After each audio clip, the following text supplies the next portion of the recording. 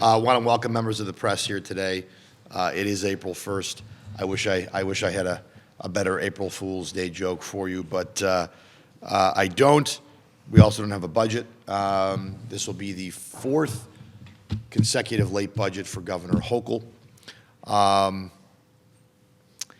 And I think it's just important, I think this is, as you heard from the discussion on the floor between Senator O'Mara, who does a fantastic job, really a great job as our finance ranker. He sits through hearing after hearing after hearing in February, but really does ask great questions and highlights this conference's budgetary vision as well as anybody. But he asked Senator Krueger, about where budget talks were. And I think her comment was essentially they're nowhere, which is always great on April 1st when you hear that. Now look, we all know that they can go somewhere pretty quickly, but to be nowhere is really a failure of leadership at every level, right? Whether it's the Senate Democrats, the governor, the Assembly, look, I would love I've actually said in the past, I'd rather have a good budget than an on-time budget. That's Rob Orton. But we're going to have neither in this situation. We're going to have a bad budget, and it's going to be late. It's going to take us even longer to get a worse budget. And that's really the unfortunate part about it. If you believe the reports, and depending on who's reporting it, sometimes I do, but the hang-up, or one of the hang-ups, is discovery, obviously money, how much to tax and how much to increase and how much to spend, and then obviously the mask mandate, involuntary commitment. And these are all things that if you take a pulse of the public, widely supported by most New Yorkers. Most New Yorkers support a mask ban. Most New Yorkers support people who have schizophrenia, who are living on the streets. They support getting them the help they need, even if they're not in the right mind to go get that help themselves. Most people would support lower taxes or not having their taxes jacked up even more. And most people, I guarantee you, would support discovery changes. And yet here we are. Again, it's a combination of a failure of leadership. The governor, she hasn't had an on-time budget once, and that's unfortunate. I don't get the sense there's any urgency.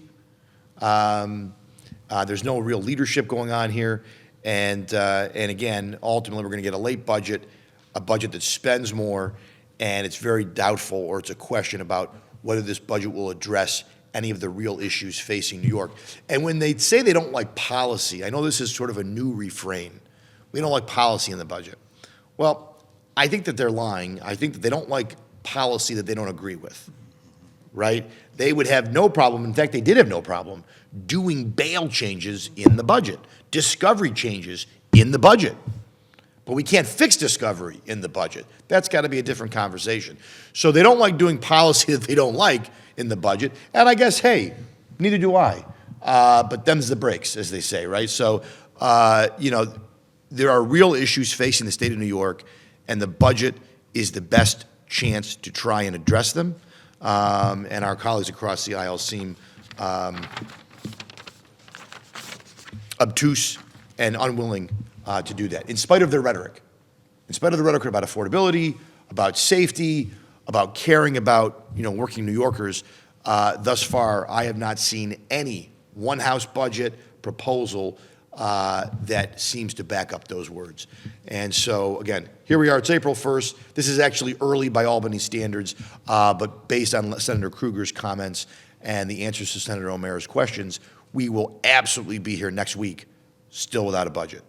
And so then the question becomes, how much further do we go? So at this time, I want to call up a colleague of mine, someone who has made, I guess, timely budgets and the lack thereof, because unfortunately for most of his career, he has had late budgets. That's not on him, but he has experienced late budgets. I was saying earlier today to our conference, in most of my time was on-time budgets, or at least Albany on time. So this new run of late budgets is sort of new for me. But Senator Tedisco has long talked about just the need for better budget process, a more transparent budget process. We don't talk about 3 people in a room anymore, but it is still 3 people in a room. We don't talk about, the need for why can't we get a resolution or the extender even? Why can't we get that on our desks with 3 full days to look over the extender? It's a clean extender. There's really nothing in there that would be overly controversial, and yet we can't get that to us with the proper 3 days so that we can see it, so that our constituents can, so that you can even see it in some cases. I bet you in some cases there's members of the legislature who learned about the extender through you or through Twitter. And he's talked about that for a long time, and this is just the extender. Wait till you get to the actual budget where your bills will be dropping with messages of necessity, even though the only necessity, at this point, the budget's late, right? I sort of used to understand it if you were trying to get an on-time budget, but now there's really no need for messages of necessity. Just get the bills done, let them see it, let them age, and let us have that proper time to then go and debate those bills. And someone who I know will be debating those bills, and we'll talk more about this, is my colleague, Senator Jim Tedisco.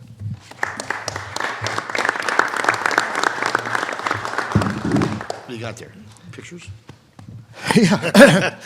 I agree with Leader Orr. Thank you. Yay! April Fools!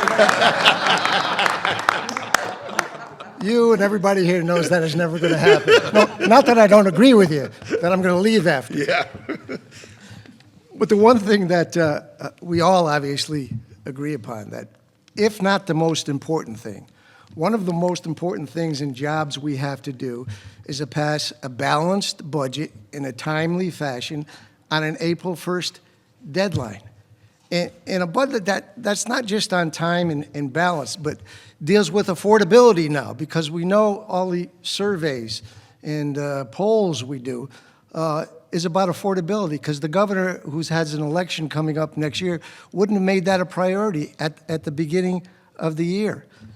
I want to preface my remarks when I talk about this budget and the budget process, because we have something in print, a bill, and I think it's worthwhile to make sometimes a constitutional change, because our founding fathers, a long time ago, didn't know about the technology we have today, didn't know about some of the changes. I'm never for opening a national budget, our constitution, or a state constitution willy-nilly. But when it relates to something very significant, the most important thing we do, a budget process, to make it a better process, deal with affordability, and that means to me a budget that spends appropriately, has spending priorities, and keeps the 101,000 people that left at the last census and the 3 million or so over the last 3 years. A beautiful state. They shouldn't be walking out like that. So I preface my remarks by talking about a sister constitutional change that took place in 2014. And I had the opportunity to do what I could do in the minority at time, to move that constitutional change forward, but it directly relates to being more efficient as a government body of not only doing legislation and serving, but doing budgets also. And it was the New York State Paper Reduction Act. It was Constitution 2, Amendment 2 in 2014. I supported a bill, I think Assemblywoman Galiff, and we had a sponsor in the Senate. And what it was, I stole something out of my seat over there, and they're looking for me now, so I hope they don't come through the door. This is the tablet we have before us right now on the floor. Each one of us have this tablet in the Senate, in the Assembly. You know what this did? 2015, it saved the state of New York and the taxpayers $13 million. You know how it did that? It got all the ink-filled paper off of our desks. And it saved a lot of trees and forest land in New York State. But you know what? It made us a lot more efficient. Because I could go in there today, and I can open up this tablet, and I can find any bill on the calendar, and when I find something that comes up that I'm concerned about, I can go right to the section. You know what this replaced? Let me show you what this replaced. It replaced this.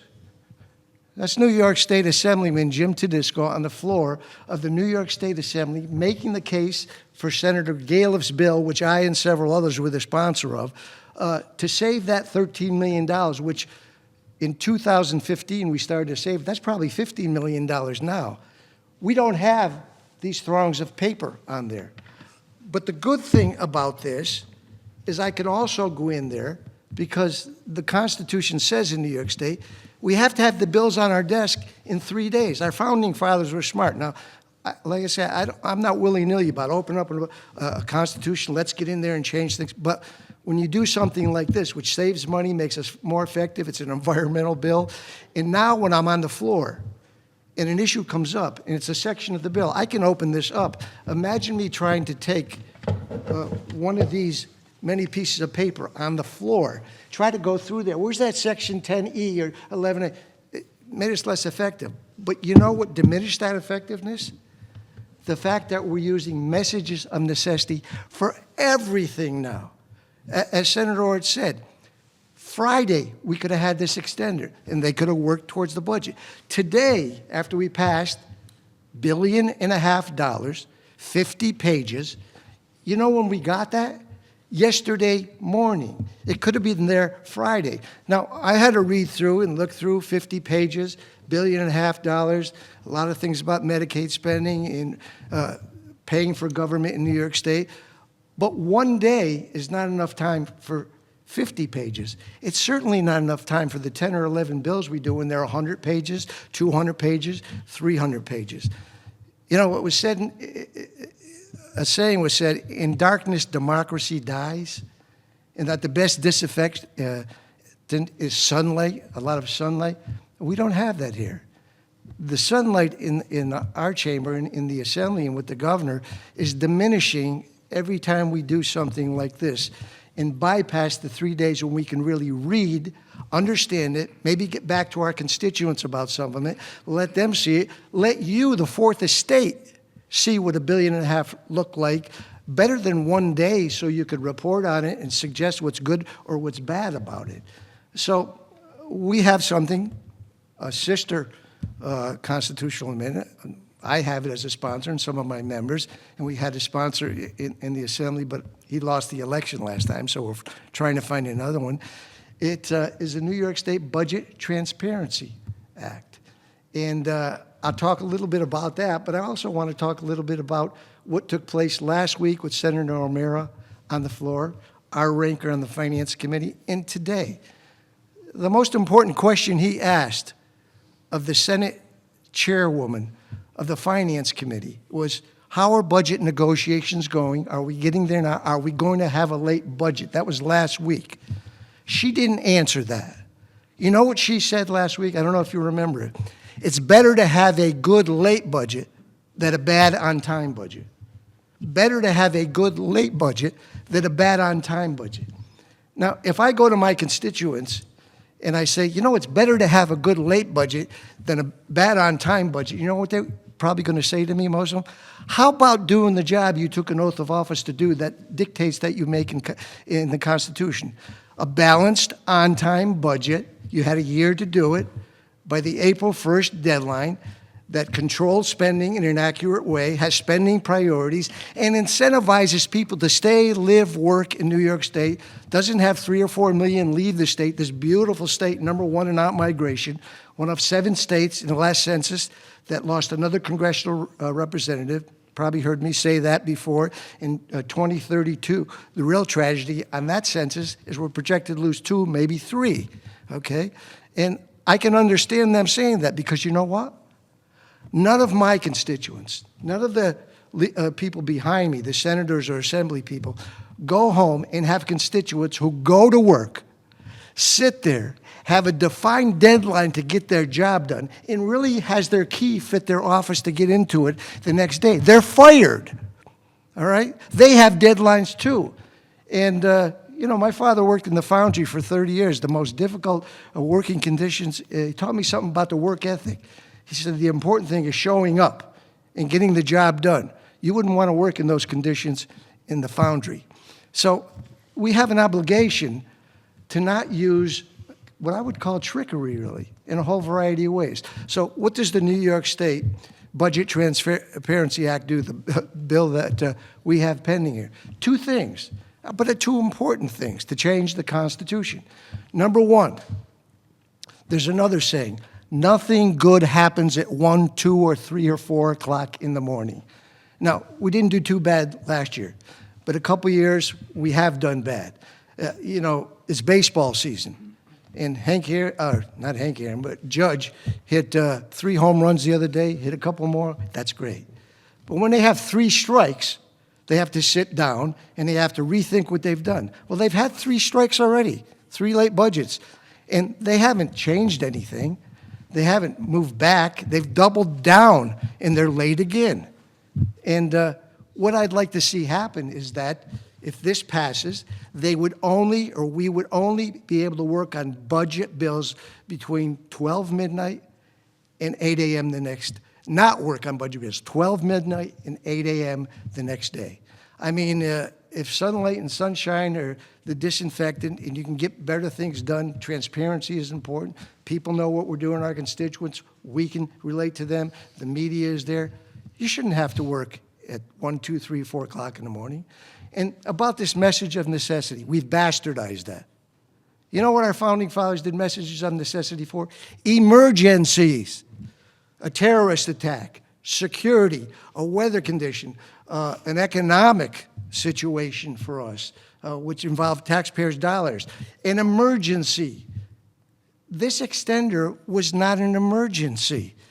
As Senator Ort said, and I believe, could have done it Friday. After we were done today, they should put one in place tonight and work towards the budget. If they get the budget, we won't have to do the extender. But why can't we have the 3 days to do work? I'll tell you why. They don't want transparency.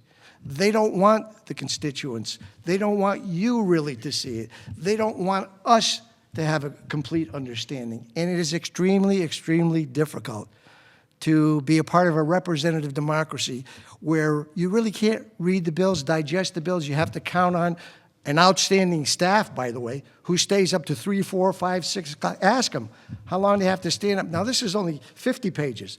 When the big bills come out, 100, 200, 300 pages, these guys are going 24/7. How about giving us the 3 days unless it's really an emergency? For our taxpayers' sake, for our ability to be not just elected officials, not just public servants, but representatives. But you should really want them to tell it like it is. And I have to say this. It used to be it was 3 men in a room. Oh, they have control of the budget. Then we got kind of politically correct. It's 3 people in a room. But you know where it is now. It's 2 nice women and a nice man in a room. I think they're good people. I disagree with them. But then, we have these conference committees. We've had one. I'm the ranker on education, okay? One education committee. When I got up to speak and I asked the chairwoman, are we going to have more? It's billions of dollars with education. It's a $259 billion. Could you be brief, she told me, okay? I've got to be brief, and we have one conference committee. Now, what's changed, really? He wasn't. Well, I really get a chance to talk, so I really want to talk. But here's the difference, and I'm surprised that the media doesn't talk more about this. Senator Ort has said this several times, and it's true. We have one-party rule now, but it's not only that we have one-party rule. This is the first time 7 years ago in 45, maybe 50 years, go back and check, where there was one-party rule in New York State. They control the Senate, the Assembly, and the governor. Now, I've been here 43 years. I've seen all the budgets. And you know what? Republicans blame Democrats. Democrats blame Republicans. But you know what? There's no people to blame anymore from the other side of the aisle. They control it all. And I really don't want to be a part of that because they have their hand on the scale controlling when we discuss the budget, when they negotiate the budget, when the budget goes out, how much it costs, how much spending, how much taxes. We want to change that. We did to a certain extent, okay? And that's why this Budget Transparency Act is so important, because they have total control. And they're bastardizing the message of necessity. The way we'd like to change this, a 2/3 vote if you want to go into the middle of the night, because there could be an emergency. There probably will be an emergency. We had COVID. In some instances, that was an emergency. But on the messages of necessity, when it's a terrorist attack, when it's really a financial thing, a weather condition, yes, do that. But it should be a 2/3 vote. Not so easy, laissez-faire, say, we got an extender, here's here for 1 day, because we need 3 days to be representative. And you should be calling for that, because you need to be the fourth estate that informs the public on what's happening in these budgets. As hard as it is for us, it's got to be just as hard for you to do the job you have to do, to let them know what's good, what's bad, what the minority thinks can be done better, because we represent millions of people in New York State. And so I hope we could take a look at that. I hope we can maybe change the dynamics here. And most of all, nobody in my district, as I mentioned, or my colleagues, goes home, doesn't do their job, not for once, twice, three, this is 4 years. And expect not only to get paid, but not to get fired. So I leave that up to my constituents to see if they want to balance this whole thing off. And I'm hopeful that will happen. Thank you very much. And I want to...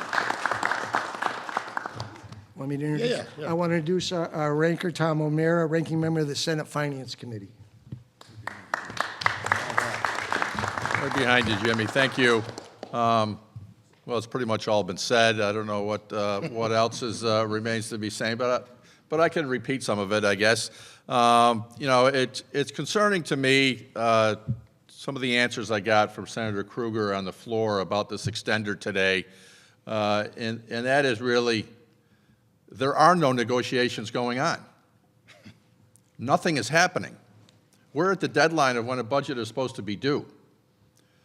So the fact that we're having no discussions, the fact that there are some significant policy issues out there that I think are very important to New Yorkers, discovery reform to prevent cases, criminal cases, from being dismissed on technicalities and irrelevant discovery documents that might not have been turned over, might have been overlooked accidentally.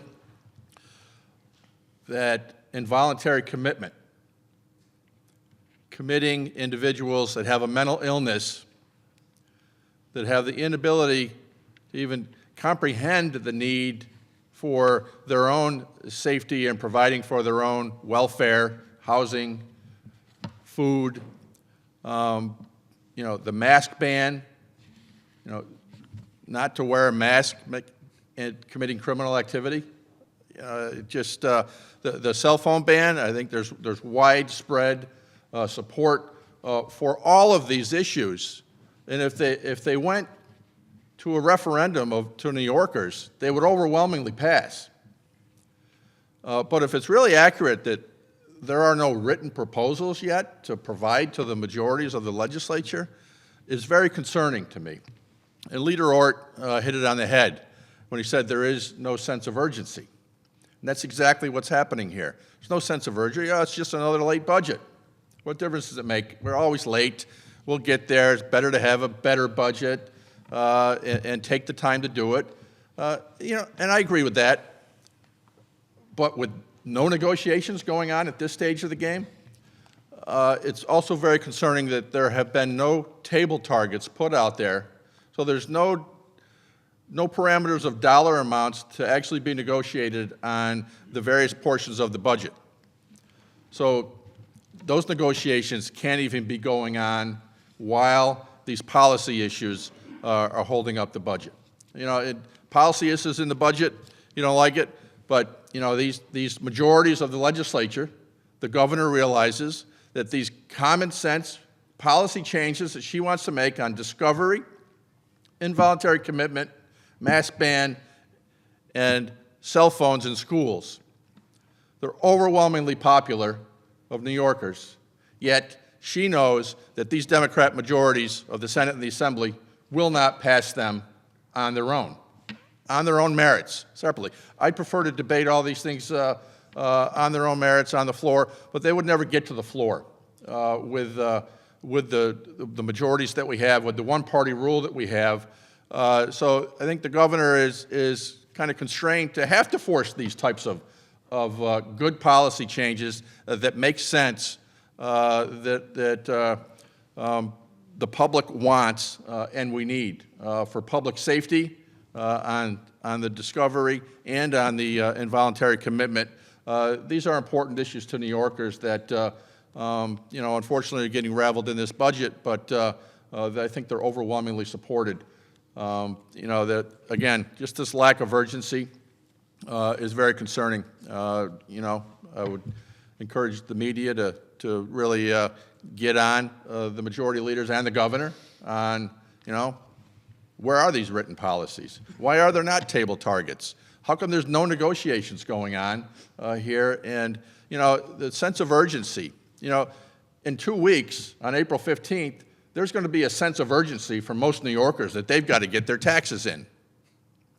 On May 15th, there's going to be an urgency of our school districts to have to put their school budgets out to vote. Deadlines are important. They mean something. And to just willy-nilly say, oh, it's no big deal, and not even be negotiating at the moment that they're due is really unconscionable to me.